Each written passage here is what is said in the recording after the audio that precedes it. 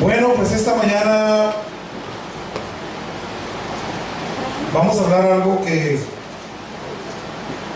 un tema que yo considero muy interesante, muy importante, por la razón de que la gran mayoría, fíjense, aún en la iglesia, la gran mayoría ignora el conflicto en el que estamos metidos. A veces sentimos los trancazos del enemigo, y nos preguntamos por qué. ¿Por qué siendo cristianos? ¿Por qué siendo hijos de Dios? ¿Por qué nos pasan ciertas cosas? Bueno, yo creo que la palabra de Dios es perfecta, que nos enseña, que nos redarguye, que nos habla, que nos muestra cómo son las cosas y cómo deben de ser. Y creo que hay que estar conscientes de varias cosas que vamos a ir viendo aquí a través de la enseñanza de hoy. Y quisiera que pusieran mucha atención, porque acuérdense, esto es causa de nuestras victorias y es causa de nuestras derrotas como cristianos, como hijos de Dios. Número 1, ¿tenemos internet? ¿Sí? Vamos a Efesios 6. Quiero que vean que todos los puntos estos que vamos a estar viendo son puntos de lo más elemental que como hijos de Dios tenemos que estar bien conscientes. No debemos ignorarlos o pagaremos las consecuencias. A veces pretendemos saber cosas muy avanzadas, pero las cosas más básicas las ignoramos. Y eso puede ser peligroso para nuestra vida, porque nos va a meter en muchos problemas. Entonces, vamos al versículo 10 en adelante. Vamos a ir viendo la palabra. Sabemos que aquí pretendemos no enseñar otra cosa que no sea palabra de Dios, que es lo que edifica, que es lo que transforma, que es lo que nos da victoria. Entonces, dice Pablo: por lo demás, hermanos míos, fortalezcanse. Siempre va a haber problemas, circunstancias adversas y cosas. Y la Escritura nos dice: fortalezcanse ¿en quién? En el Señor y en el poder de su fuerza. No en nosotros. En el Señor, en el poder de su fuerza, en su sabiduría, en Él. Nosotros vamos a fracasar. Ya lo demostramos en el mundo cuando andábamos allá. Por eso quisimos correr de allá. Vístanse de toda la armadura de Dios para que puedan estar firmes contra las acechanzas del diablo. ¿Por qué? Porque no tenemos lucha contra sangre y carne, sino contra principados, contra potestades, contra los gobernadores de las tinieblas de este siglo, contra huestes espirituales de maldad en las regiones celestes.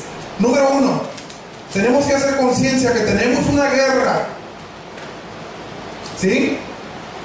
Estamos en guerra los cristianos. Si nos damos cuenta o no, estamos en guerra. Si lo creemos o no, estamos en guerra.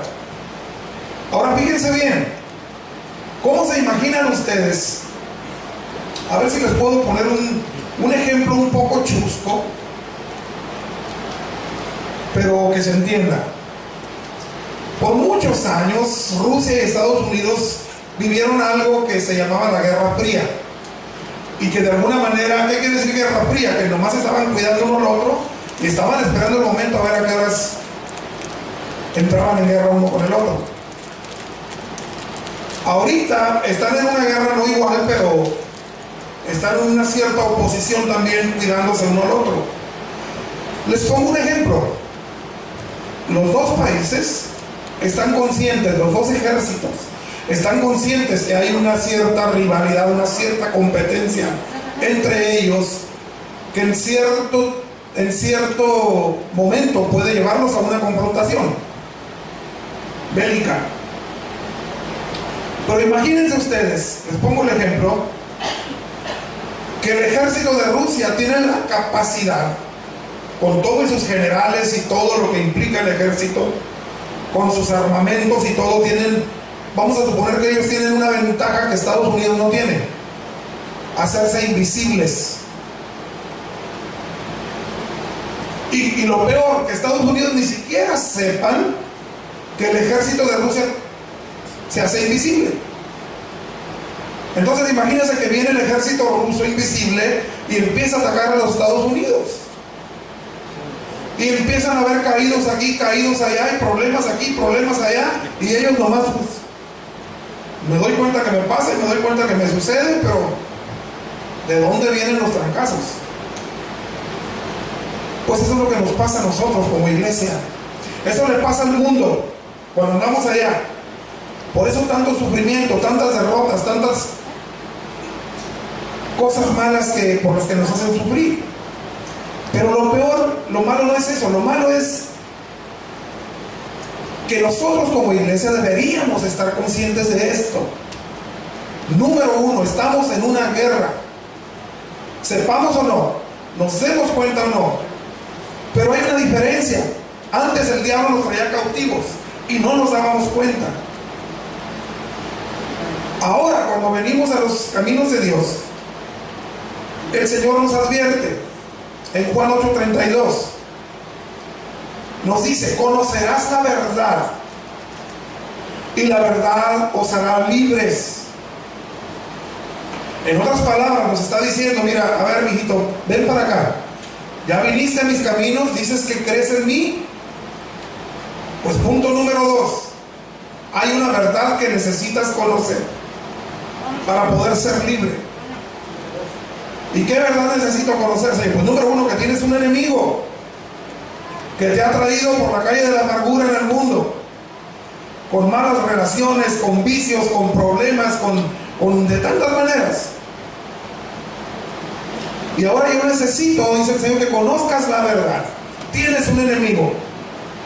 Has vivido engañado, como vive el mundo. El arma principal del enemigo es el engaño, a diferentes niveles.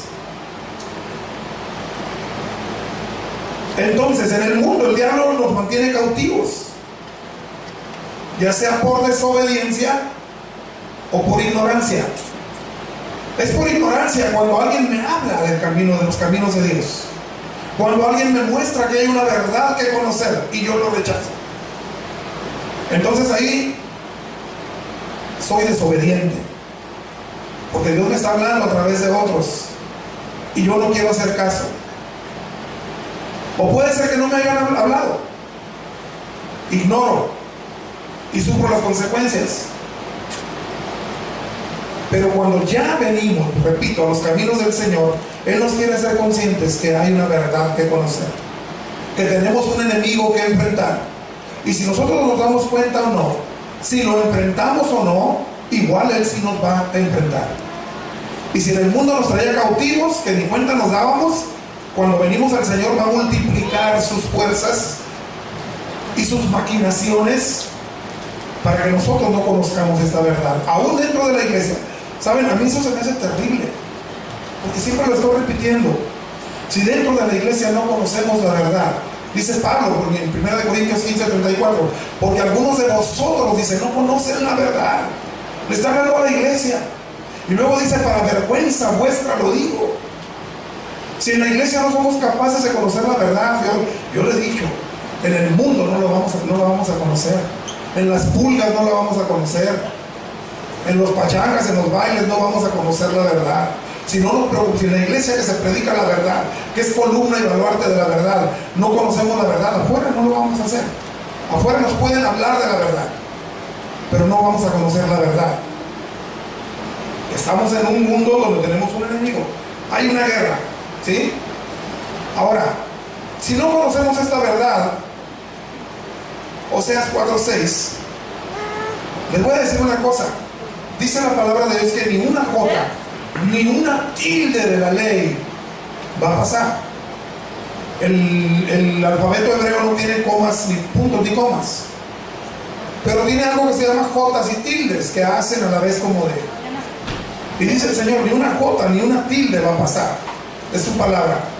Y Él dice: mi pueblo, no los de afuera, los que nos decimos pueblo, los que estamos dentro, los que decimos conocer a Dios, fue destruido. ¿Por qué? Porque tenemos conocimiento. Tal vez tenemos, pero fíjense lo que dice ahí, porque le faltó. Por eso es que en el reino de Dios siempre debemos estar aprendiendo. Siempre. Yo tengo 38 años en el Señor y les voy a decir una cosa: entre más aprende uno, más se da cuenta que sabe muy poco. Y eso que todo el mundo dice que sé, pero cuando uno empieza a saber, se da cuenta que realmente sabe muy poco. Porque podemos tener una vida entera escudriñando las Escrituras y nunca vamos a terminar de aprender. Pero entre más aprendemos, más vamos a estar conscientes de esta guerra y más vamos a saber cómo confrontar al enemigo para neutralizarlo en nuestra vida. Por eso es que si no lo hacemos, vamos a ser destruidos. Eso lo dice el Señor, no lo digo yo. Mi pueblo fue destruido porque le faltó conocimiento. Por cuanto desechaste el conocimiento, dice el Señor, hay consecuencias. Número 1, yo te echaré del sacerdocio. ¿Qué es un sacerdote? Un sacerdote no es alguien que trae sotana. Un sacerdote quiere decir, un sacerdote es un mediador entre Dios y los hombres. Y la palabra de Dios dice que Él nos hizo a nosotros, la iglesia, un pueblo de reyes y sacerdotes. Como sacerdotes debemos de ser mediadores entre Dios y los hombres. Yo conozco a Dios, yo le hablo a otros para que lo conozcan, y a Dios le hablo de esa persona a través de la oración, y entablo un sacerdocio para que ellos puedan entablar una relación. Eso es hacer sacerdocio. Pero si no me preocupo de tener conocimiento, yo no puedo ser un sacerdote, dice el Señor me va a echar. ¿Por qué? Porque si yo no puedo dar el consejo de Dios, si no lo conozco, ¿de qué le voy a hablar a la gente? De parte de Dios. Por ejemplo, cuando una pareja trae problemas y vienen a mí y yo no conozco de Dios, oye, pues mira, mi esposa así, o mi esposo, déjalo, o déjala, consíguete otro que sí te dé o hagas lo que quieres, o que te lleves bien con él, o hay muchas. ¿Ese es un consejo de Dios? Si el Señor está siempre para restaurar. Si no nos llenamos de conocimiento de Dios para dar consejo de Dios, no podemos ser sacerdotes de parte de Dios. Podemos hacerlo de sacerdotes, pero tremendamente pésimos. Le vamos a servir más bien al otro con sus consejos negativos, porque si los consejos no vienen de Dios, vienen del otro. Número 1, la consecuencia: no podemos ser usados por el Señor. Número 2, porque olvidaste la ley de tu Dios. No te interesa la palabra, no te interesa conocerla, profundizarla, analizarla, no te interesa que el Señor dice. Consecuencia: también yo me olvidaré de tus hijos. Qué terrible. Porque nuestros hijos, cuando están chiquitos y se rebelan, un par de palmadas y se enderezan o se enderezan. Aunque ahora se usa casi que los patos le están tirando las escopetas. Ya los niños hacen lo que quieren con los papás y es que cómo voy a hacer malo para darle, y cómo. No es el consejo de Dios. Y ahí tienen que ahora los niños le están tirando los patos a las escopetas. Yo he mirado niños pateando a sus padres. Entonces, si yo no tengo el conocimiento de la ley de Dios y no puedo instruir a mis hijos de acuerdo a la palabra, dice el Señor, es algo automático. Yo me voy a olvidar de tus hijos. O sea, no van a tener nada sembrado. ¿Por qué es esto? Es que todo funciona de una manera como Dios lo diseñó.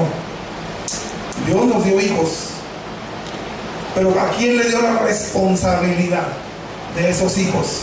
Que conozcan a Dios, que amen a Dios, que conozcan su ley, que obedezcan. ¿A quién le dio la responsabilidad del Señor? Los padres. ¿A quién? A veces nosotros que Dios haga todo. Señor, mira a mi niño, mira a mi niño. Y el niño haciendo lo que le da la gana, y Señor, componle, Señor, ayúdame.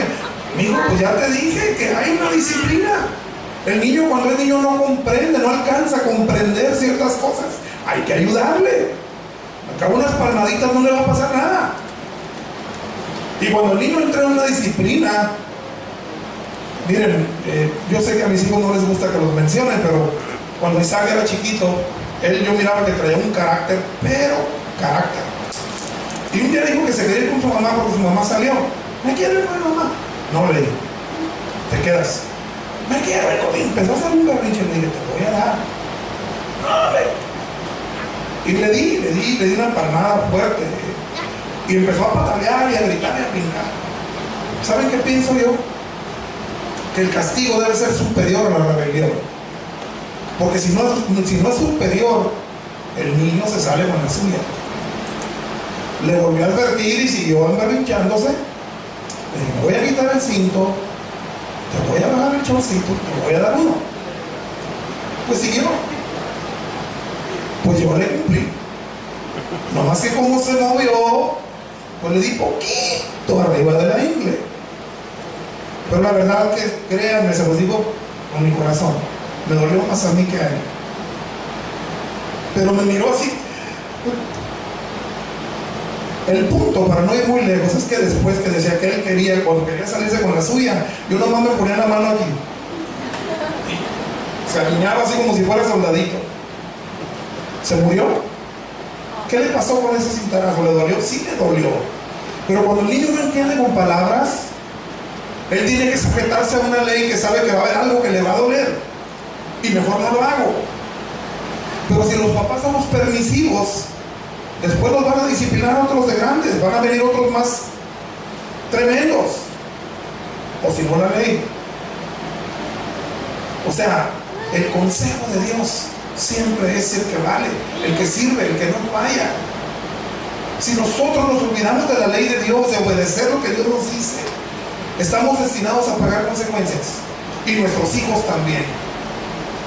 Entonces, necesitamos los hijos de Dios conocer la verdad, estar conscientes que hay un enemigo que quiere destruirnos, que quiere destruir nuestro matrimonio, que quiere destruir nuestra familia, que quiere destruir nuestros hijos, y nosotros necesitamos urgentemente conocer y aplicar no lo que pensamos, no lo que me dice fulanito, sino el consejo de Dios.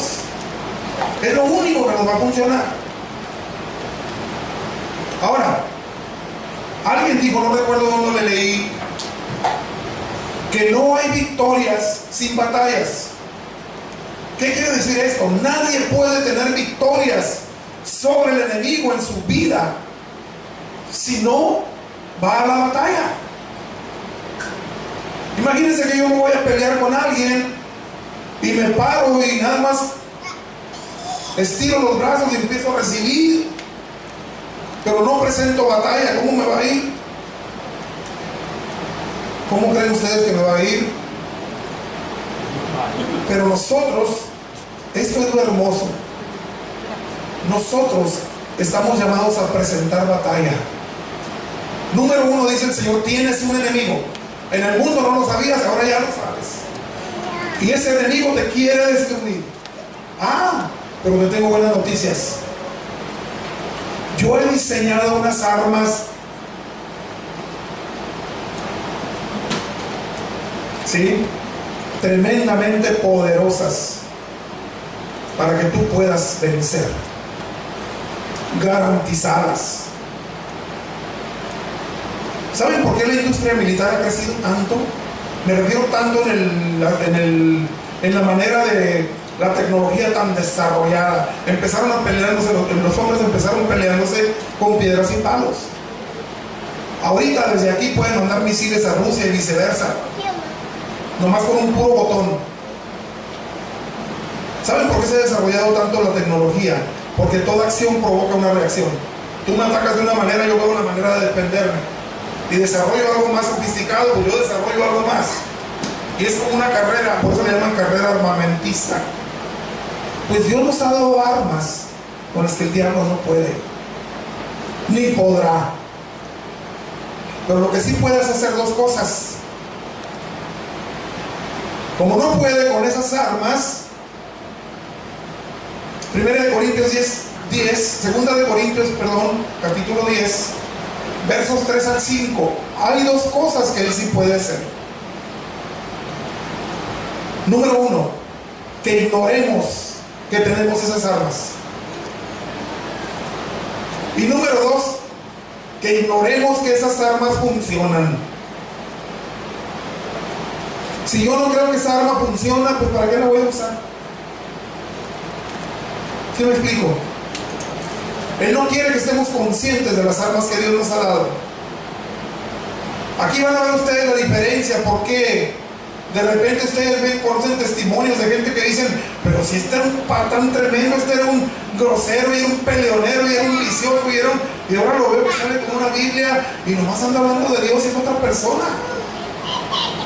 Y vemos cristianos con 20, 25, 30 años en la iglesia y parece que están igual que cuando empezaron o peor. ¿Saben en qué está la diferencia? En los que le creen al Señor y los que no. En los que aplican las armas de Dios y los que no. Así de sencillo.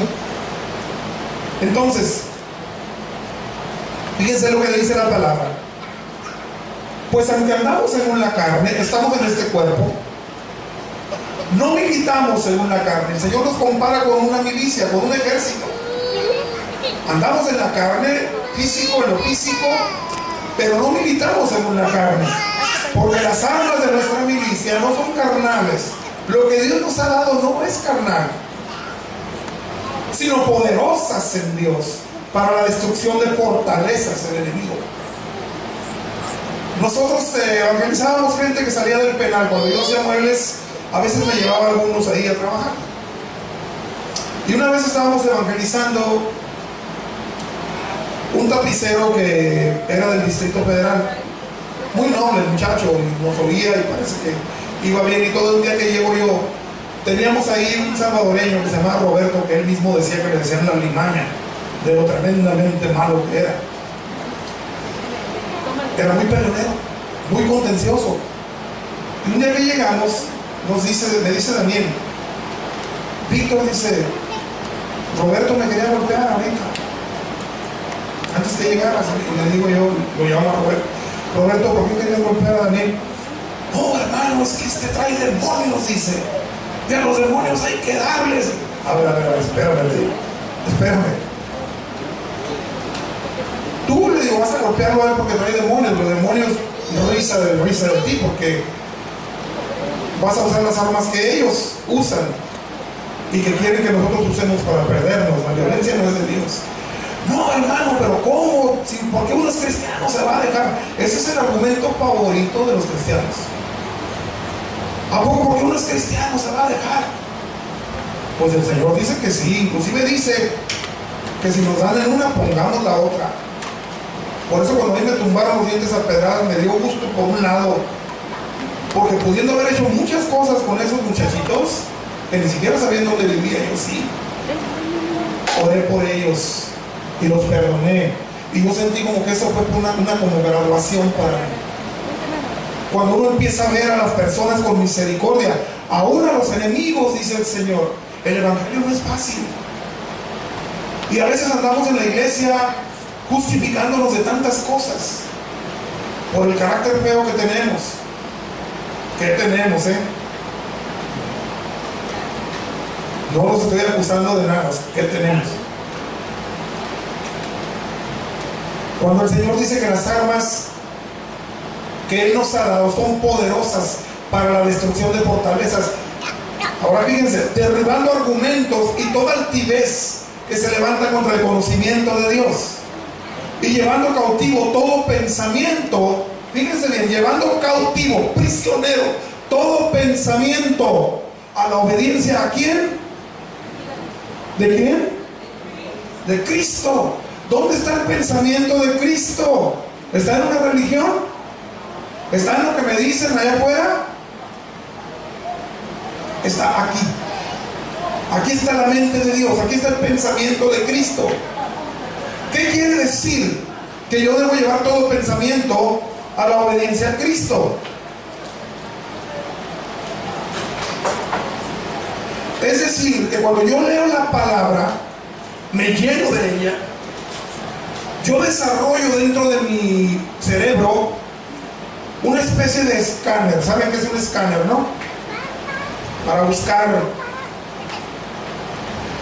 Ese escáner, hagan de cuenta que, miren, Les voy a decir por qué es importante desarrollar ese escáner. Y no lo podemos desarrollar con otra cosa que no es la palabra de Dios. Fíjense lo que escribí aquí. Dios nos diseñó con voluntad y dominio propios. O sea que yo voy a dominarme a mí mismo en todo sentido, aún en las tentaciones. Dios me diseñó para tener dominio propio. Pero como tenemos un enemigo y no lo sé, ¿sí?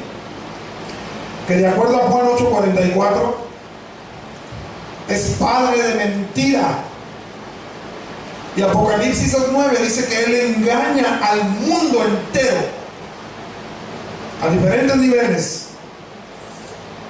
Nosotros a veces no estamos conscientes que hay una guerra en el cosmos, hay una guerra en el mundo, pero lo que estamos hablando ahora es una guerra personal.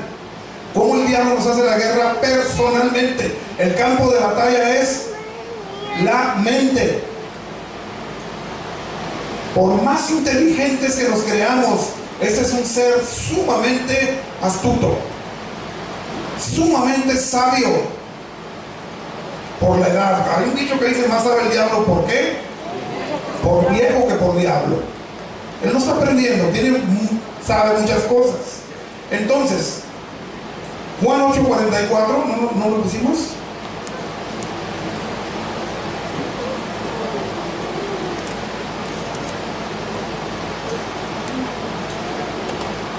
Fíjense cómo le dijo Jesús a los que contendían con él, a la sinagoga de Satanás. Vosotros, les digo, sois de vuestro padre el diablo, y los deseos de vuestro padre queréis hacer. Y ahí dice algunas características de él. Dice: él ha sido homicida desde el principio. Homicida es asesino. Su placer está en matar hombres. La palabra muerte, matar, quiere decir separación. Hay dos muertes: la muerte física, cuando de mi cuerpo sale el alma, es la primera muerte física.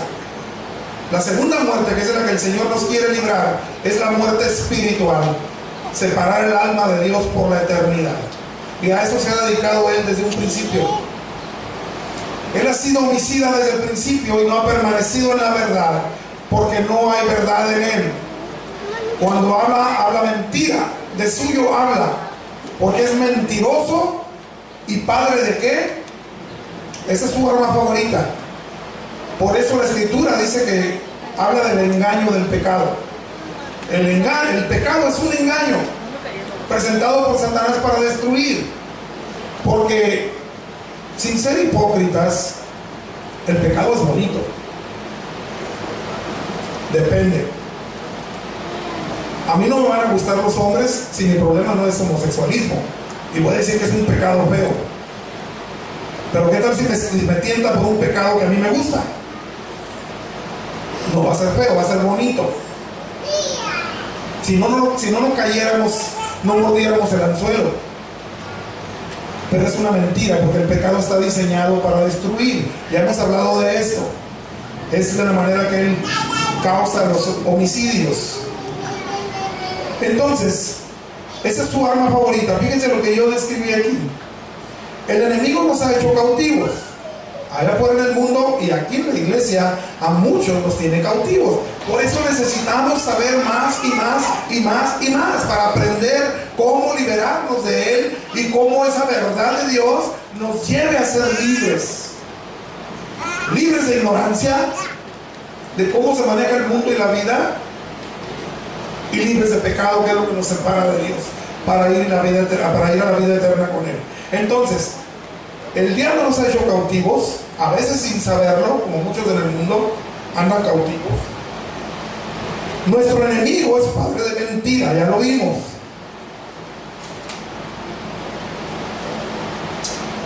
Nos miente a todos. Engaña al mundo entero, Apocalipsis 2:9. Ahorita está trabajando a través de sus filosofías y de todo lo que no tiene que ver, religiones falsas. A todas las estamos, aún dentro de la iglesia está engañando a muchas, pretendiéndonos es creer que vamos a unir una iglesia mundial y a trabajar por el Señor, y que ya está el reino preparado pronto aquí, un reino terrenal en Israel. A todos los que no conocen bien la Escritura, los está engañando con el reino del anticristo. y que lo mejor viene, que lo mejor está por venir. El Señor no dice eso. Es necesario que a través de muchos sufrimientos entremos en el reino de Dios. También dice, todo el que quiere servir piamente a Dios en Cristo Jesús padecerá persecución.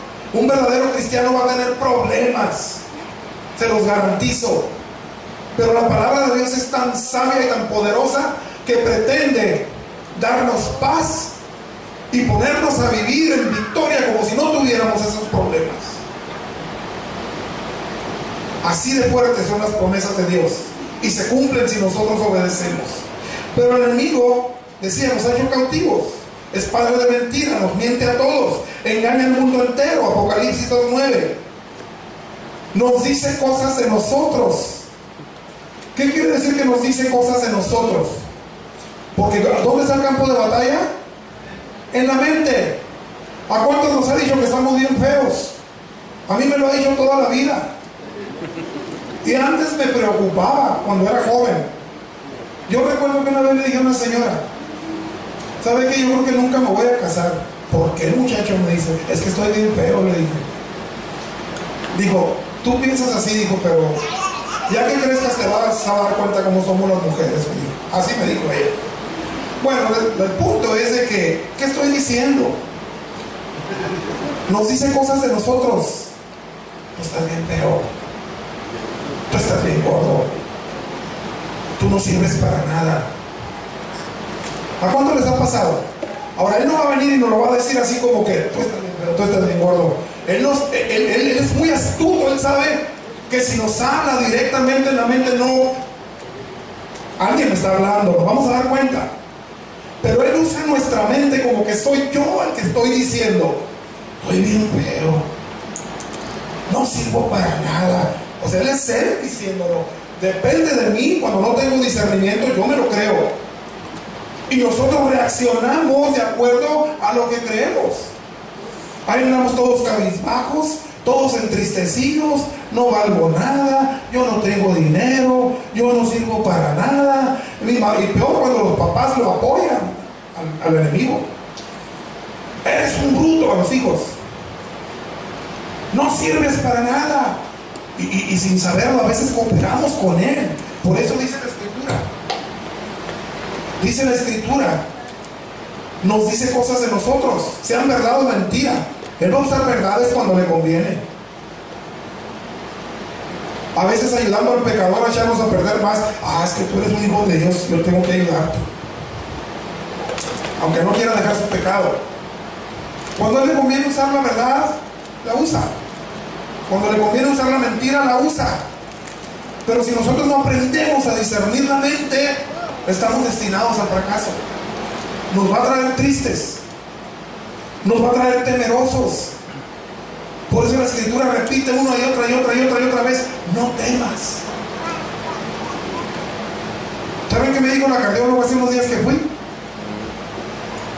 Usted no se está cuidando bien, me dijo. Y si sigue y no se cuida y no toma su dieta en serio, cualquier rato le va a dar otro y puede quedar ahí. Ok, es cierto. A mí esto me debería causar temor.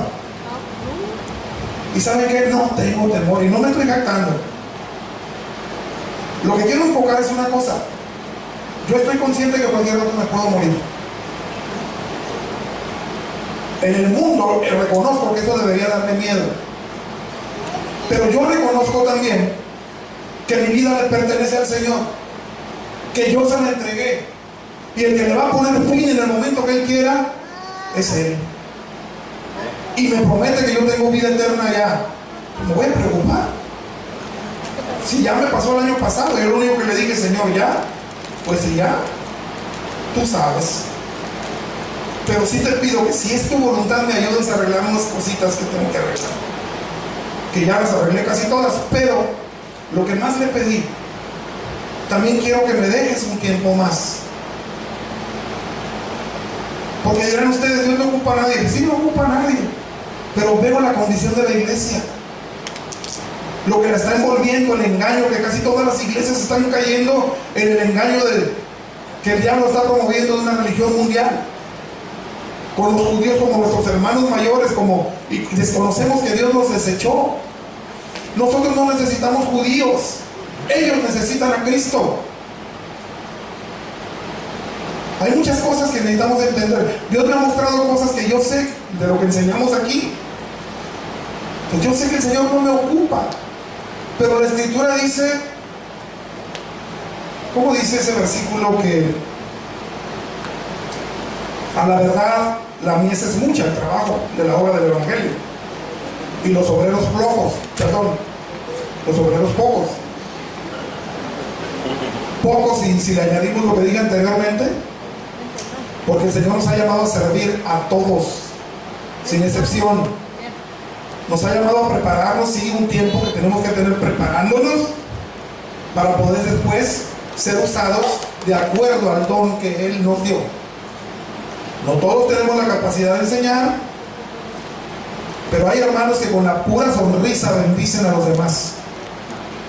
Ayer fuimos a visitar a unos hijos de una hermana, fuimos con Rosita, mi esposa y Jorge, a Rosarito. ¿Qué es lo que nosotros vemos en esta muchacha, Rosita? Nomás con verla. Es una persona que nomás con tratarla tiene un amor y tiene eso es un don de Dios, ¿sabían?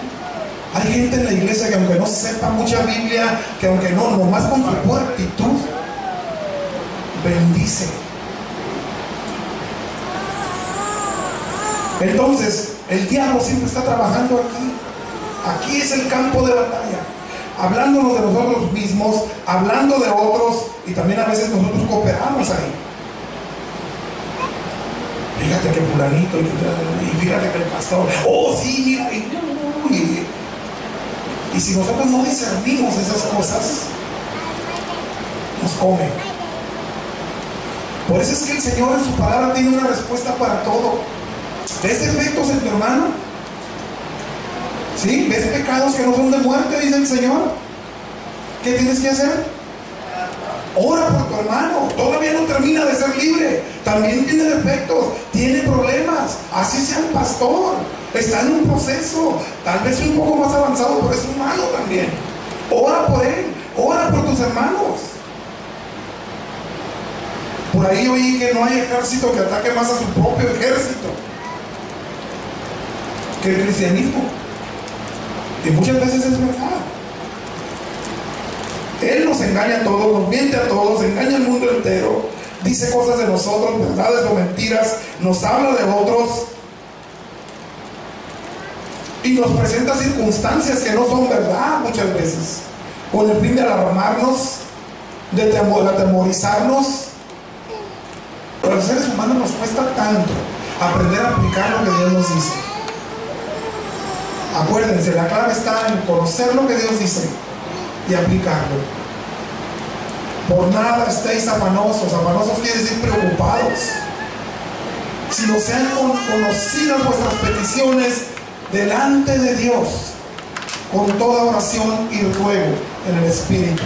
En otras palabras, no tienes nada de qué preocuparte, dice el Señor. ¿Que no soy un Dios todopoderoso para sacarte de cualquiera? Pídeme, háblame. O para protegerte.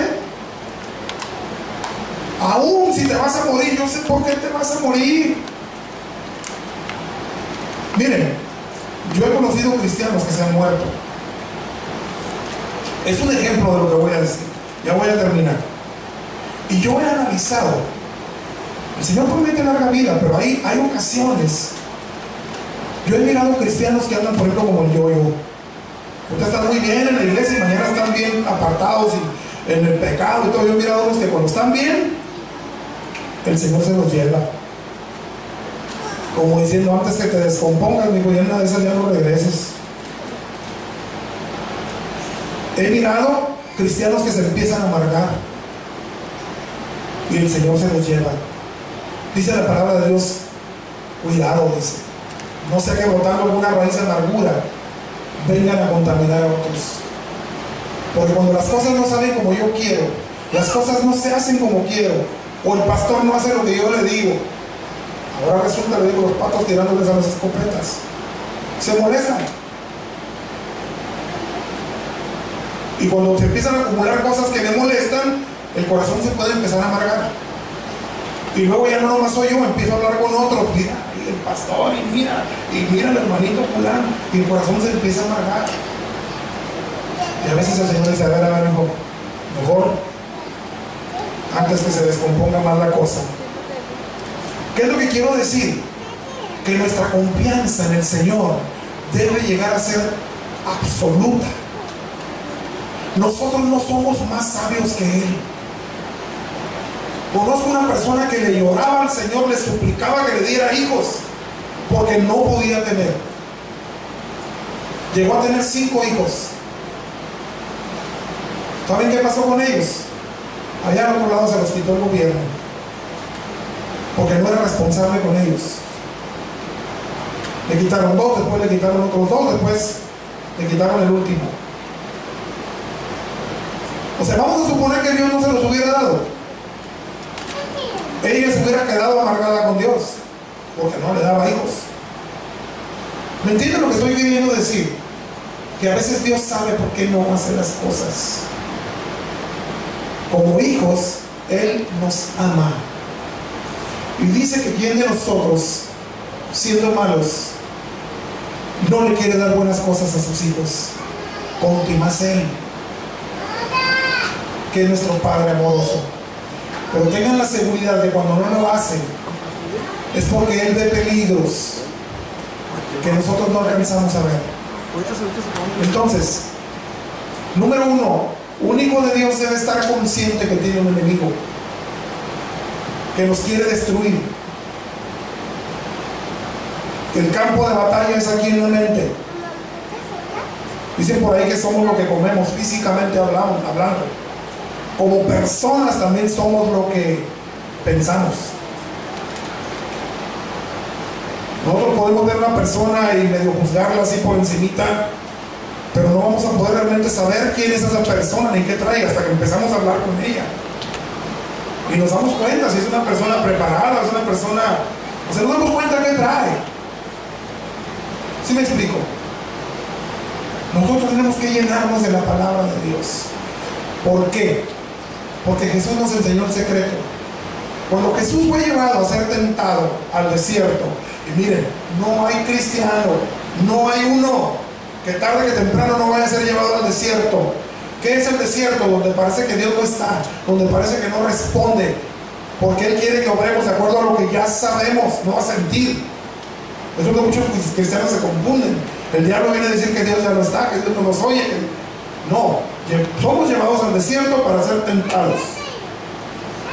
Cuando Jesús fue tentado en el desierto, Él respondió al diablo las 3 veces. ¿Con qué le respondió?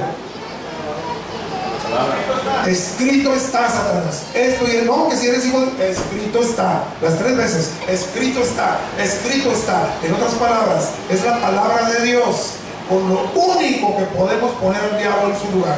Por eso es maravillosa la vida cristiana, porque nos descubre el mundo espiritual, nos muestra que hay un enemigo, nos enseña cómo lidiar con él y nos da la victoria en Cristo Jesús por medio de su palabra.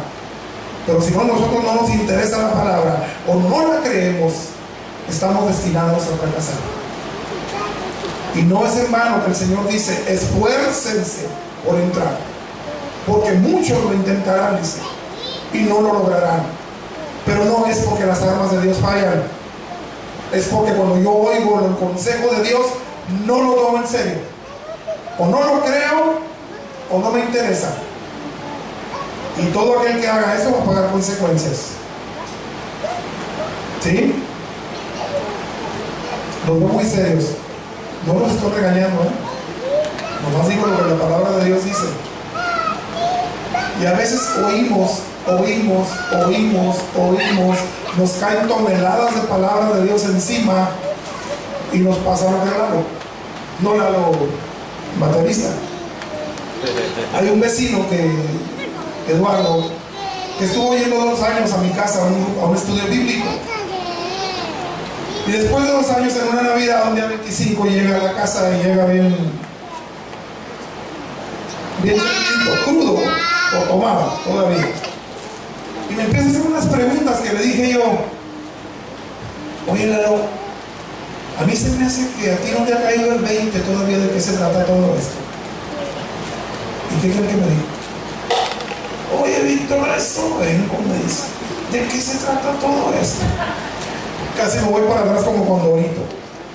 ¿Saben por qué? Porque digo yo, si 2 años oyendo palabra de Dios, oyendo, y después de 2 años de estar oyendo, aún no tienen mucho más. Preguntar de qué se trata todo esto, pues es que solamente hay una razón. Nunca he puesto atención y nunca he tomado en serio a Dios. Pero cuando yo lo empiezo a tomar en serio, yo le crea y empiece a aplicar lo que Él me dice, ustedes no tienen idea de cómo el Señor puede bendecir y transformar nuestras vidas, porque para eso diseñó su palabra. El Señor les bendiga.